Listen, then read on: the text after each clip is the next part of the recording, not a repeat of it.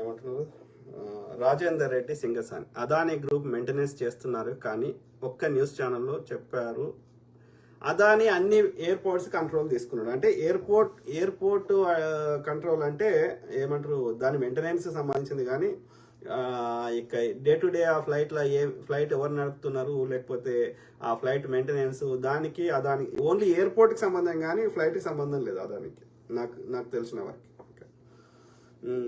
యసీం Shaik, hi అన్నగారు, hi brother, hi to all my friends. దేశద్రోహం అన్న మోడీ కుట్ర, I don't think so brother, I don't think. ఈ విషయాల్లో కాదు, కాశ్మీర్ మిగతా విషయాల్లో ఒప్పుకుంటా కానీ కాశ్మీర్ అవి పహల్గాము ఇంకోటి, కానీ ఐ డోంట్ థింక్ ఈ విషయంలో కాదనుకుంటున్నా. ఆడ చేయడానికి ఒక గుడ్ రీజన్ కూడా లేదు కాబట్టి I don't think so. It was a pilot mistake అని నేను అనుకుంటున్నాను. దేశద్రోహం, కాశ్మీర్ దాడి చేయించింది అవి మిగతా ఒప్పుకుంటా, పొలిటికల్ అదంతా ఒప్పుకుంటా. I don't think this incident. చెప్పండి, మోడీ చేయించడానికి ఒక గుడ్ రీజన్ చెప్పండి. I don't think so. Nursing అన్న, ఈ మోడీ గవర్నమెంట్ బ్లాక్ బాక్స్ దొరకలేదని చెప్తున్నారు, అది కరెక్ట్ కాదు. వాళ్ళు దే హ్యావ్ టు, మోడీ చెప్పినా ప్రపంచంలో ఊరుకోరు. మోడీ ఇక్కడ ఏంటంటే ఇట్స్ ఏవియేషన్. ఇక్కడ వచ్చిన సమస్య ఏంటంటే మనం అర్థం చేసుకోవాల్సింది ఏంటంటే, ఇది not just for India related, Modi related కాదు ఈ సమస్య. ఇక్కడ ఏది జరిగినా ప్రపంచం అంతా ఏవియేషన్ ఇండస్ట్రీకి మొత్తం ఏమంటారు విమాన ఇండస్ట్రీకే అది ఏమంటారు పెద్ద, అంటే మోడీ తన ఇష్టం ఉన్నట్టు చేయడానికి లేదు. ఇక్కడ బ్రిటన్, ఇక్కడ అది పోయే ఫ్లైట్ బ్రిటన్ పోతున్నది. సో బ్రిటన్ పౌరులు ఉన్నారు, ఇంకో దేశ పౌరులు ఉన్నారు, కెనడా పౌరుడు ఉన్నాడు, పోర్చుగీస్ పౌరుడు ఉన్నాడు. దాంతోపాటు ఇది ఒకవేళ నిజంగా అందులో ఏదైనా లోపం ఉంటే అది తయారు చేసిన బోయింగ్ కంపెనీకి చెడ్డ పేరు వస్తుంది. ఆల్రెడీ బోయింగ్ స్టాక్ 5% అయితే పడిపోయింది నిన్న. సో అట్లనే దాని కంట్రోల్ తయారు చేసిన జీఏ ఉంటుంది. సో ఇట్లా అనేక ఫ్యాక్టర్స్, అది ఒక వరల్డ్ వైడ్ అన్ని దేశాలకు సంబంధించిన మెటీరియల్స్తో టెక్నాలజీతో తయారైనది కాబట్టి అది అందరి ఇన్వాల్వ్మెంట్ ఉంటుంది అక్కడ. రేపు పొద్దున ఇప్పుడు ఆల్రెడీ యూకేకి చెందినటువంటి, యూరప్ చెందినటువంటి ఆ సేఫ్టీ, ఎయిర్ ఏవియేషన్ సేఫ్టీకి సంబంధించిన వాళ్ళు దే ఆర్ ఫ్లయింగ్ టు, అట్లనే బోయింగ్ సంబంధించిన వాళ్ళు, జీఈకి సంబంధించిన they are already flying to India. Same thing with NTSB, అమెరికాకి సంబంధించినటువంటి ఇది సెక్యూరిటీ సంబంధించింది. So they are already, so మోడీకి నచ్చినా నచ్చకపోయినా they have to follow the international laws and rules. So I don't think Modi can do anything here. Modi involvement ఒకటే మోడీ చేయగలిగింది ఏంటంటే ఆ క్షతగాత్రులకి సరైన బెనిఫిట్స్ ఇచ్చి వాళ్ళ కుటుంబ సభ్యులకి ఏమైనా దొరికితే అప్పచెప్పి, ఓకే, ఇంకా ఎవరైనా ట్రీట్మెంట్ ఉంటే వాళ్ళకి సరిగ్గా చేసి డిబ్రీని సరిగ్గా తొలగించి మళ్ళీ అన్ని రీకన్స్ట్రక్ట్ చేసి అంతా నార్మల్ చేయడానికి, వాళ్ళకి ఆర్థికంగా సహాయం చేయడానికి ఆ బాధితులకి అట్లాంటివి ఏమైనా చేయగలుగుతాడు. కానీ ఈ ఎయిర్ ఏవియేషన్ ఇండస్ట్రీ సంబంధించి అందులో మోడీ ఇన్వాల్వ్మెంట్ చేసి పీకేదేం లేదు, ఎందుకంటే ఇట్స్ బియాండ్ హిస్ కంట్రోల్.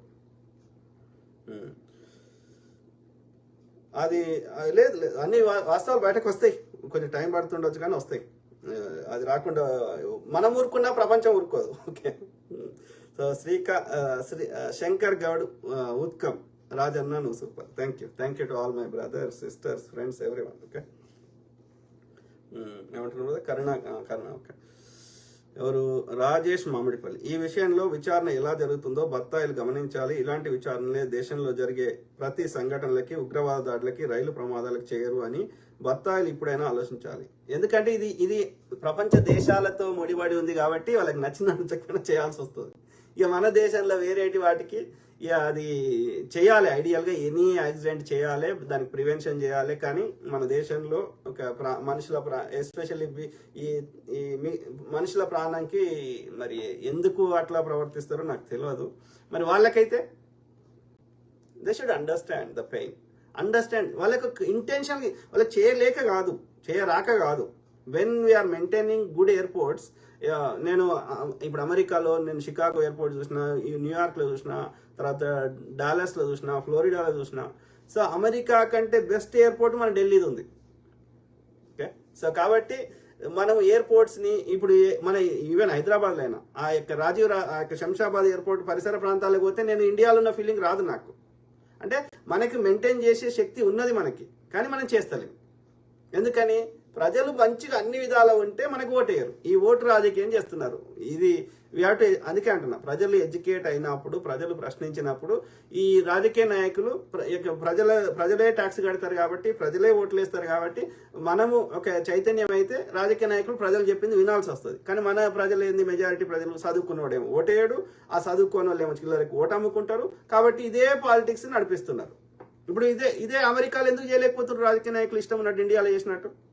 అవకాశం ఇస్తే ఎక్కడ కూడా చేస్తారు. కానీ ఇక్కడ చైతన్యంగా ప్రజలు ఓటేయరు, చైతన్యంగా కొట్లాడతారు, ప్రశ్నిస్తారు కాబట్టి చేయలేకపోతున్నారు. ఇప్పుడు కేరళ గవర్నమెంట్ మనకంటే ఎందుకు మంచిగా ఉంది? ఎందుకంటే మోర్ ఎడ్యుకేటెడ్ పీపుల్ ఉన్నారు. కాబట్టి మనము చైతన్యం ఉండి, ఇప్పుడు తెలంగాణ, ఆంధ్రతో బీజేపీ పాలిత రాష్ట్రాలు తోలిస్తే ఎందుకు బెటర్ ఉంది? ఇక్కడ చైతన్యం గల ప్రజలు ఎక్కువ మంది ఉన్నారు. అన్యాయం చేస్తే ఊరుకోరు. ఉద్యమాలకు అన్ని ఇక్కడే నుంచే వచ్చినాయి. అంటే ఆ చైతన్యం వచ్చిన రోజు, ఆ యొక్క విషయ పరిజ్ఞానం వచ్చిన రోజు, ఇది అన్ని రావాలంటే చదువుకోవాలి.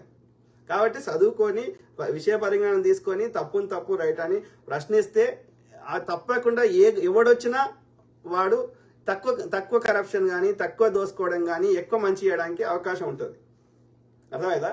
ఎక్కడైతే చైతన్యం ఉందో అక్కడ బీజేపీ వస్తలేదు, మీరు గమనించండి. ఓకే, ఎందుకంటే అక్కడ మెజారిటీ ప్రజలు ఓటు అమ్ముకుంటలేరు. అది తమిళనాడు కావచ్చు, కేరళ కావచ్చు, తెలంగాణ కావచ్చు. ఓకే, కాబట్టి తప్పకుండా కూలి పని చేసి అయినా వ్యవసాయం చేసుకుని, చదువు అనేది ఉద్యోగం కోసం కాదు.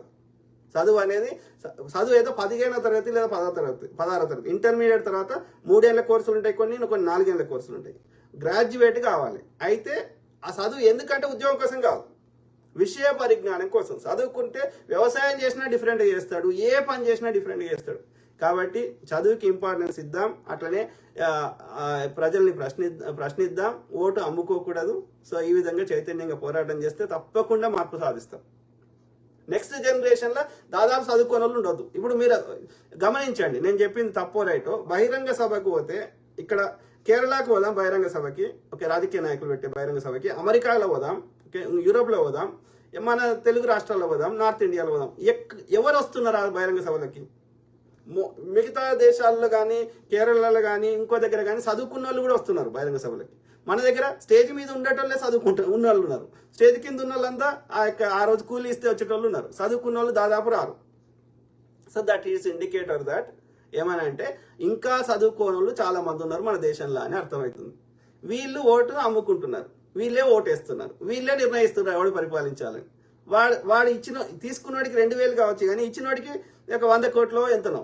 సో వాడు 100 కోట్లు అయితే ఓడు వారవోసుకోడు అప్పు తెచ్చుకొని, ఓకే, లేకపోతే భూములు అమ్ముకొని. కాబట్టి దానికి 10 సంపాదించాలనుకుంటాడు, కానీ ప్రజలకు మంచి చేయాలనుకోడు. సో మనకు చేసే శక్తి ఉన్నది, ఇంటెలిజెన్స్ ఉంది. మన సైంటిస్టులు, మన డాక్టర్లే అన్ని దేశాల్లో పనిచేస్తున్నారు. సో మన ఇండియన్స్ అత్యంత తెలివి కళ్ళు, అత్యంత మేధావులు. కానీ మన తెలివి మనకు యూజ్ అవుతలేదు. ఓకే, అది ఎందుకంటే మన రాజకీయ వ్యవస్థ సరిగ్గా పనిచేస్తలేదు అని ఒప్పుకోవాలి, అంగీకరించాలి. కాబట్టి ఈ వ్యవస్థను మార్చడానికి మనం విధాల ప్రయత్నం చేద్దాం, ప్రజల్ని ఎడ్యుకేట్ చేద్దాం. ఎట్ ద సేమ్ టైం ప్రభుత్వాలను ప్రశ్నిద్దాం. కేంద్రమైన రాష్ట్రమైన మనయే. పరిపాలన సౌలభ్యం కోసం 2 వ్యవస్థలు ఏర్పాటు చేసుకున్నాం, కానీ 2 వ్యవస్థలు మనయే.